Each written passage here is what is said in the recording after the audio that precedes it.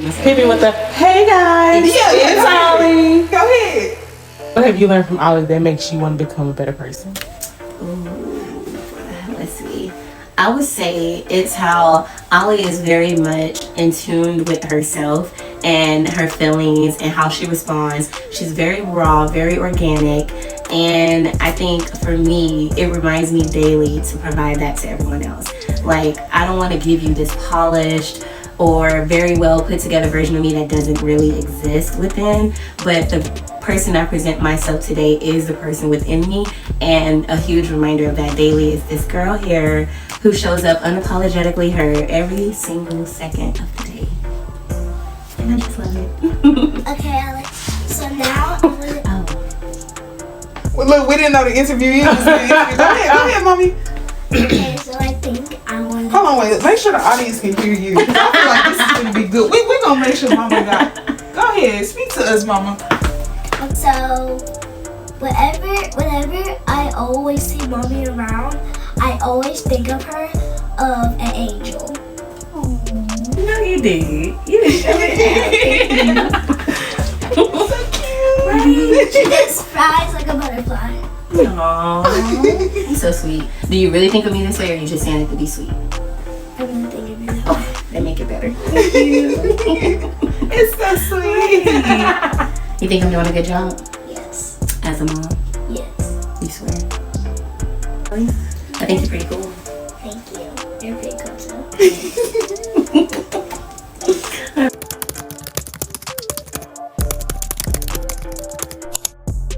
What hopes do you have for your child? Let's see. Because I'm more of a consciously aware parent, I'm like, I don't want to put my expectations over her too heavily, because that becomes a burden. And, you know, carrying the toll of what your parents think you should be can really be detrimental to who you want to be. Right. So my hope, aspirations, and the biggest thing I would love for her to do is just embrace her, you know? Even though it's even a lot for me to take in sometimes, and she's mine. Right. But fully embracing her and being so in love with the thought of her, the property of her, the queen of she, you know. Right. Just fully being in love with herself is, I think that's the foundation to whatever you're going through in life. If you can remember that it's me versus me, it's me, myself, and I, and spirit. Right. I think you're just gonna be great. And if anything, if you know I was to go today and she had only one thing to hold on to, it would be to be more into her. Don't worry about what I want for you, your father, your other mom, your grannies. It doesn't matter. They can have hopes and dreams that they would love for you to reach, but at the end of the day, it's about what you want and how you wish to express yourself here on earth and what you can do with the time here. Like, I know you're great, but it's not worth it if you don't believe you're great. Right. So if she and when she is there mostly, but just being more in tune with herself and wanting to better herself, and you know, formally get into the goddess that she is, that would be happy for me. That would be the biggest thing. I'm like, okay, my grandchildren are good then.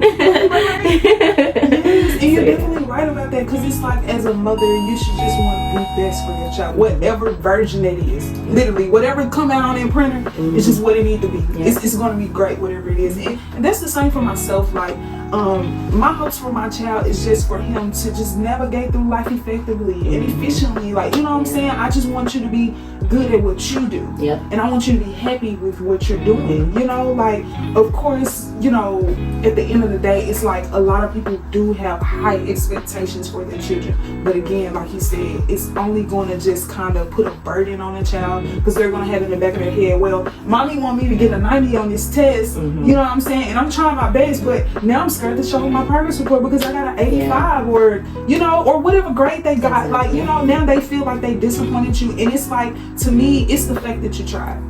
It's the fact that you gave your all. And I want you to know that whatever your all is good for me. Exactly. You know what I'm saying? I just want you to be happy. I want you to be comfortable in whatever life you want to live. I'm just here to just help you navigate through life. Right. You know what I'm saying? It's like I'm your assistant. Right. I call myself my son assistant all the time. Like, you know, No, for real. that's what like I am. Like, I'm his assistant. Like, he has his own life. Like, I always try to make sure I don't take away from my son. He's really goofy. You know, he's really goofy. And it's like, I want you to embrace that. I hear so many people And I'm one of them myself. So many people that just go through life not really being who they are. Not saying they're not true to who they are, but they never really got to be who they were until a certain age. And most of the time it was because of their environment they were in. And it's like with me being aware that I want my son to be able to thrive in whatever environment that we are in. Right. Because that's important to me. One thing that I make a strong point is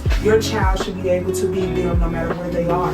And that's why I want to teach him and my other children. You know what I'm saying? I want them to know how to still be whatever they are, because when the forces are trying to go against you, they want you to stop being who you are. Yeah. Because whatever you're doing, you're there because of who you are. You know what I'm saying? It's the light. Your light is already bright, and the moment you dull it for someone else, it's like every other light can feel that. Every other light. If I'm a light in a room with other lights and I see you, it's gonna, for me, it looks like you're in a corner, hiding away from this. And you're like, nah, come here. Let's talk. Open up, because we all deserve to be who we want to be. Right. And not what you expect me to be. And like, don't get me wrong, I do believe there's room for you to receive the expectations of your elders or those that are raising you, because I feel like it's a double standard, because I'm like, it doesn't need to be the root of why you're doing it, but at least have it as a motivational source in your life. Right. Because if you didn't have this voice at all saying be great, then it might take you a minute to realize greatness, right? Like, at least when you put greatness on your mind, you should want to bring home that 100. Right. You're smart for that, unless I'm wrong. Are you not smart, or do you want to study a little more? So like, that's why I say it's kind of like a hit or miss with it, but ultimately, tap into the power of you. Be the greatest version of yourself that you can be, not for me, but genuinely for you. You deserve that. Like, everyone says you got one life to live. Okay, then I need to see what I can do. Right. I need to see. I need to be about me real quick. Hold up. How fine am I gonna be? Hey, how long my hair gonna get? How clear will my skin be? Am I mentally strong? Am I a nice person? Do I call my parents? Do I check in? Am I a good friend? Like, all these things are legit burdens. They are. Don't get me wrong.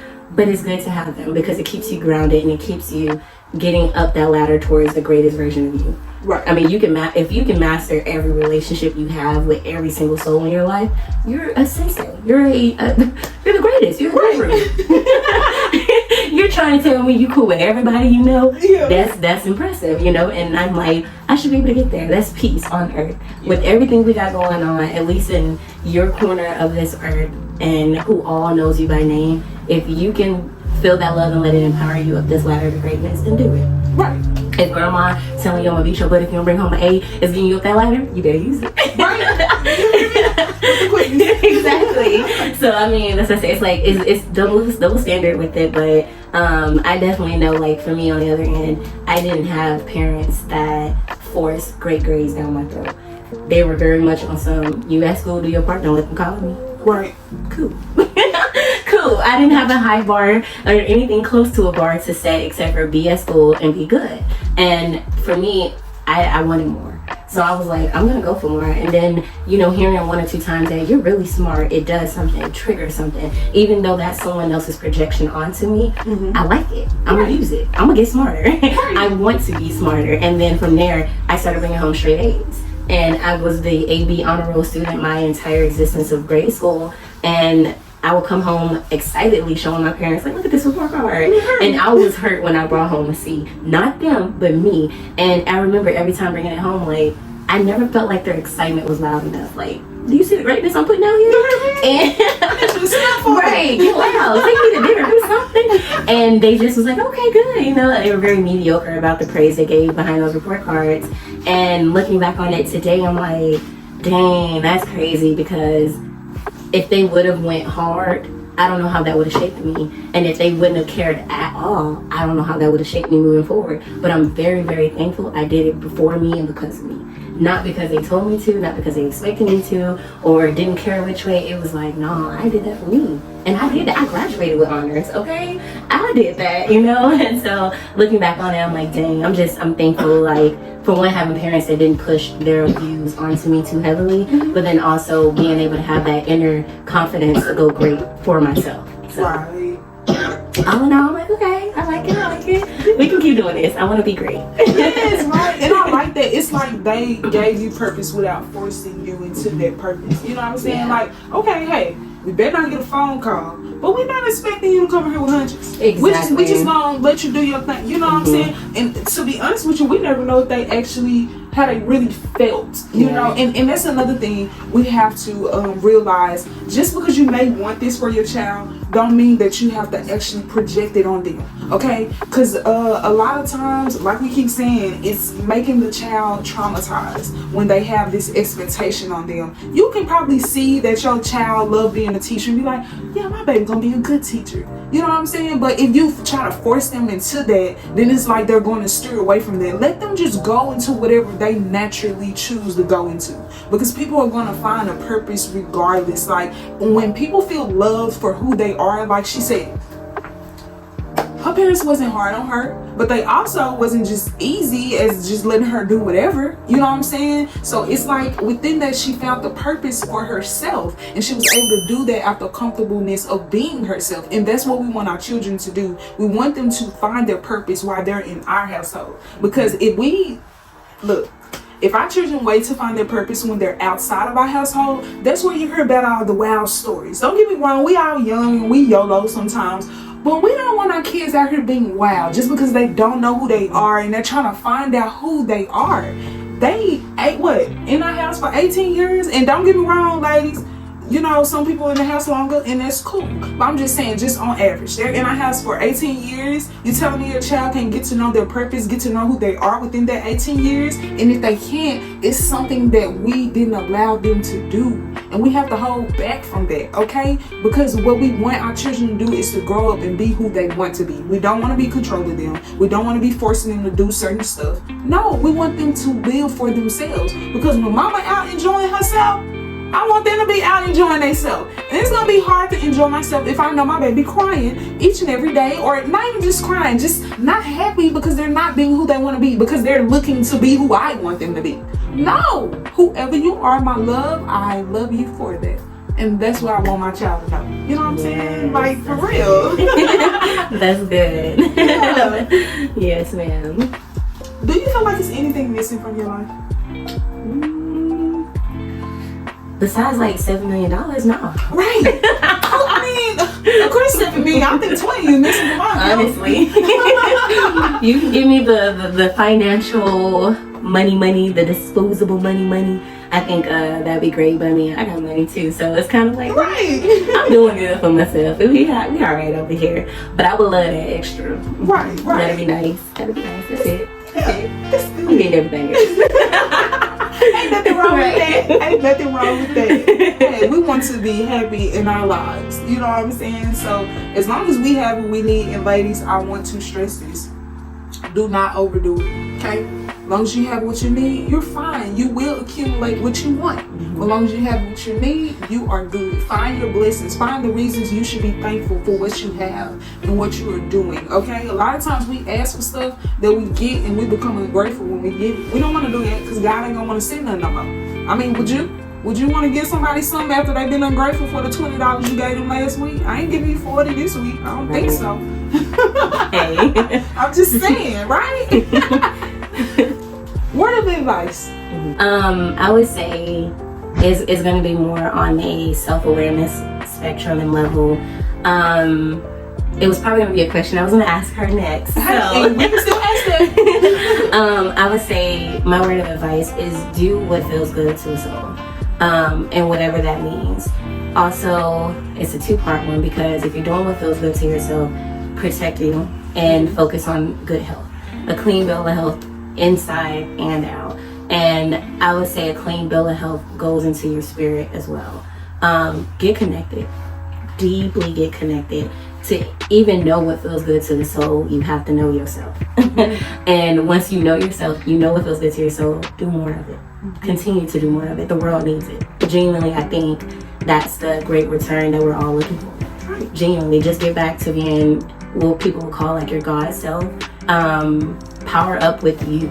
The world needs more of individualities, and a lot of us are programmed from the start. From the time we enter the world, you're classified as a boy, a girl, a height, a weight, etc., etc., etc., a name. All of that is just extra. It's the extraness into the flesh.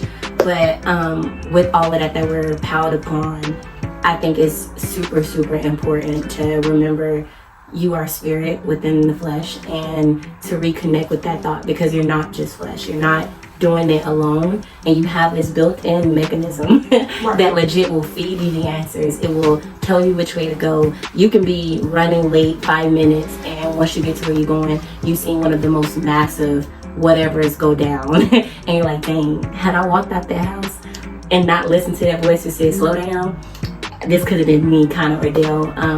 So I would say, in order to like really experience life into its fullness and how we're supposed to, you got to get in tune with you. You got to take care of you. You got to get healthy, get grounded, find some type of peace, and don't allow the world to take that from you.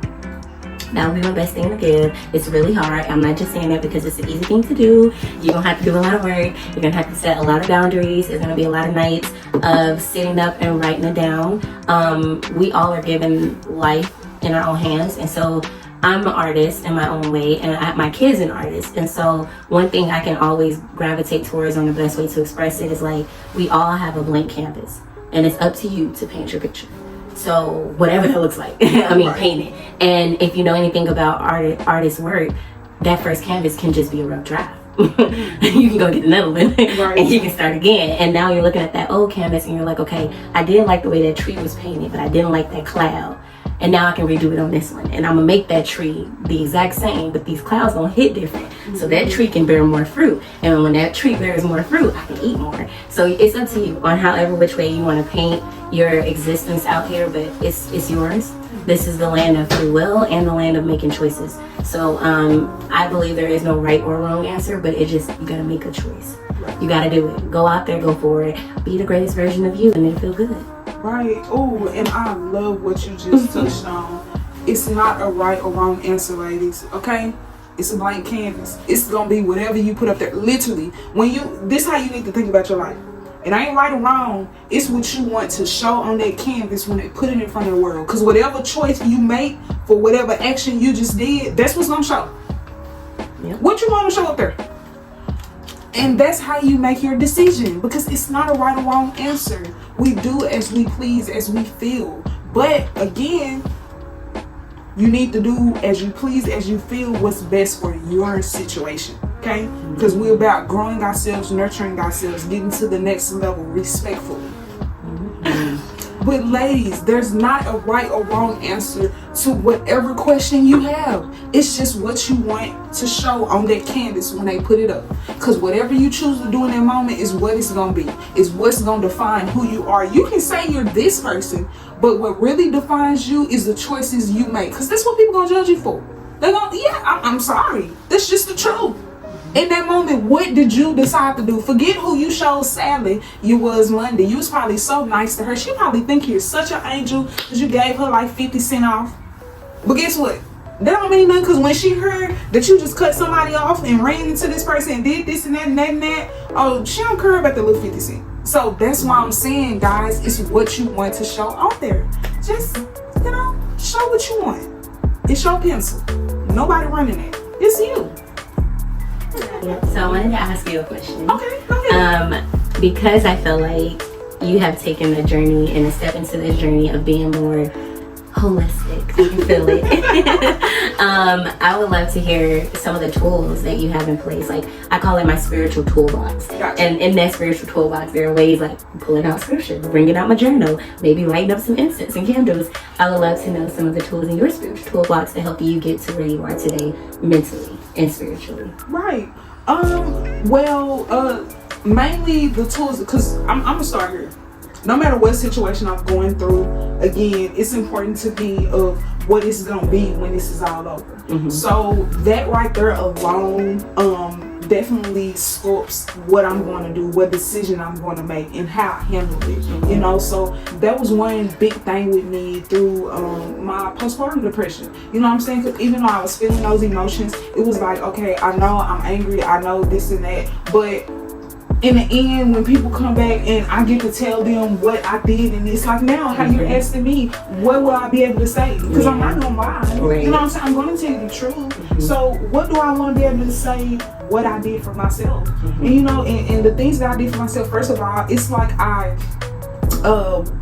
I scrape myself bare because I feel like a lot of times we have to become unbiased because the biasness within us, within our spirit, keeps us from being able to see the bigger picture. And that's the main thing that kind of helps you get back to reality is seeing the bigger picture. So a lot of times I had to just scrape myself bare. You know what I'm saying? And I did that by I listened to different motivational speakers. They have like different mixes on YouTube, and it's like I wanted to say podcast, but the one I literally only listen to one podcast, and y'all, this one podcast do me so good.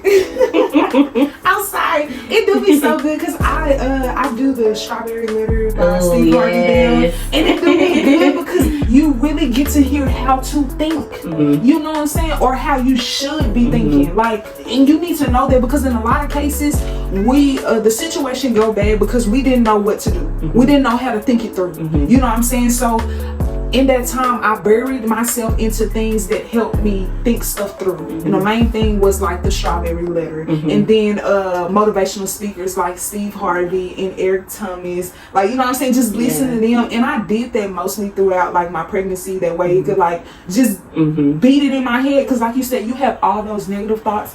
What you gonna do to them? Because if you just let them just sit there, they're not gonna go nowhere. So it's like we have to fight them, and that's what I did to fight them, and that's what I still do now. Like anytime I'm having any type of negative thought, I may call somebody that I'm close with because again, you know, talking to somebody about it, it helps you release. You know, and I'm comfortable with talking to people that I'm close to. You know, so that's one thing that I use, and I love listening to my music. You know, making me a little drink or something like that. You know, and really, the biggest thing is giving myself to myself so I can think, because I think a lot of times a lot of us make poor decisions because we wasn't able to be in the environment that we needed to make the best decision, and that's our responsibility. You know what I'm saying? So that's one main thing that's definitely in my emergency kit. I gotta be in the right environment. You know what I'm saying? Because you're so like they say children are sponges, but we're still sponges. We're still too. children too. Right.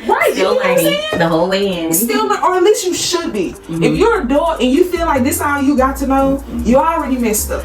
Okay, you have become complacent. We don't want to come complacent because when you come complacent, your life will too, completely.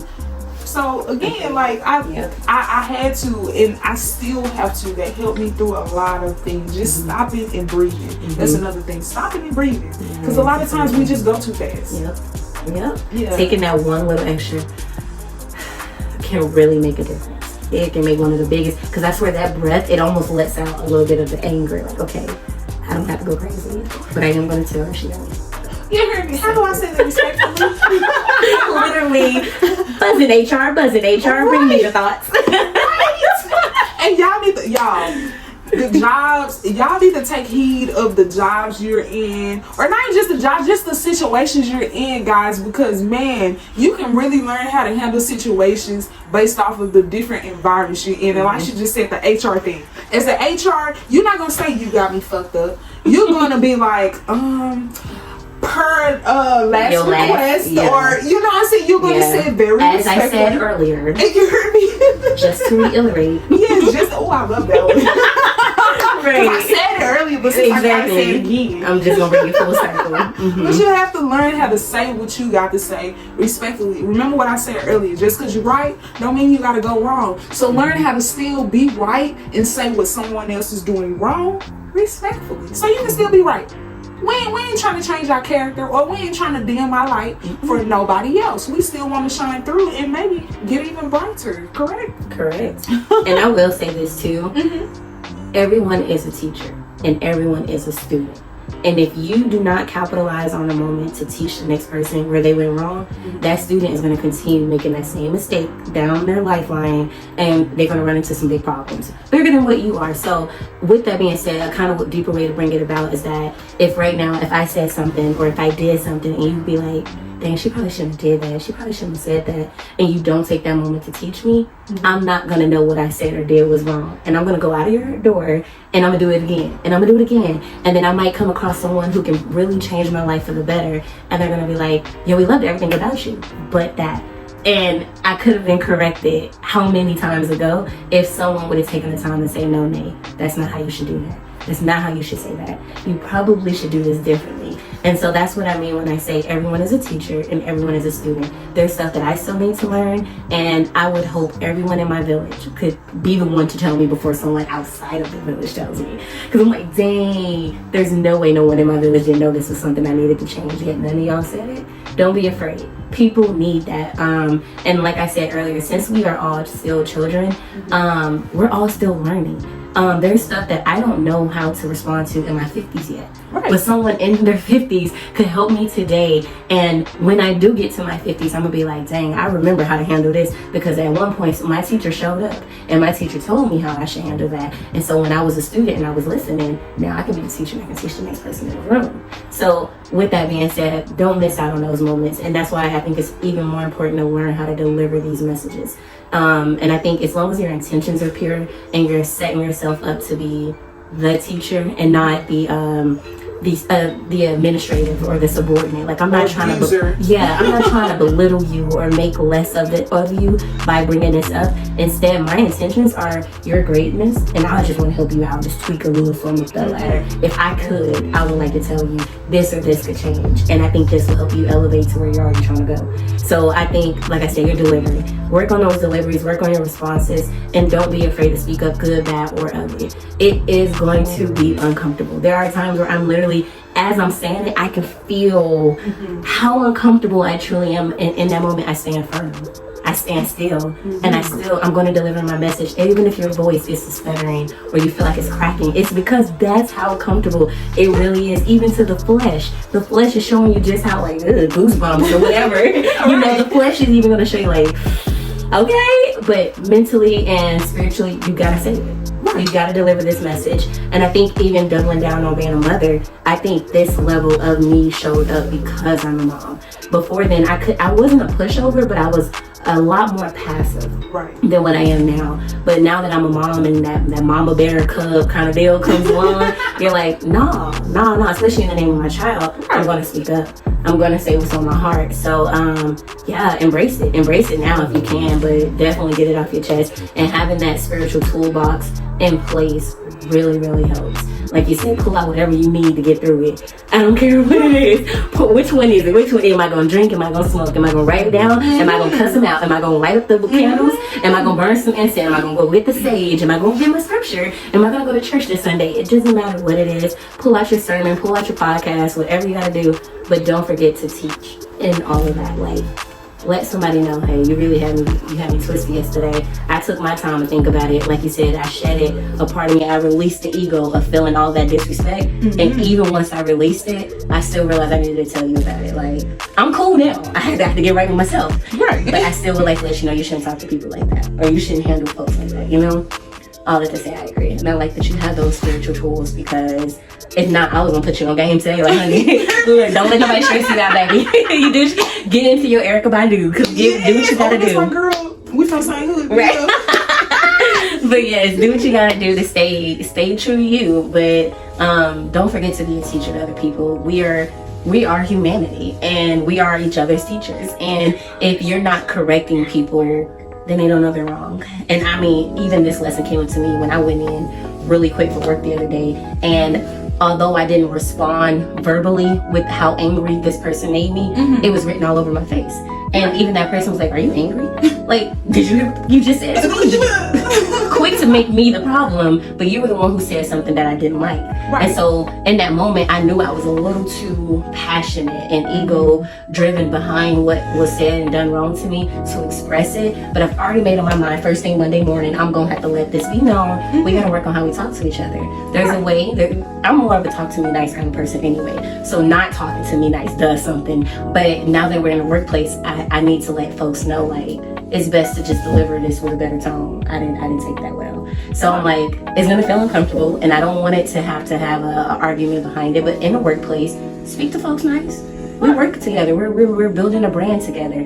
Don't even though we're not even the same culture, we're not the same race. We learning. That's what humanity is supposed to do. Take some time to be someone's teacher, because it will set them apart, and it helps drive humanity back to where we need to be anyway.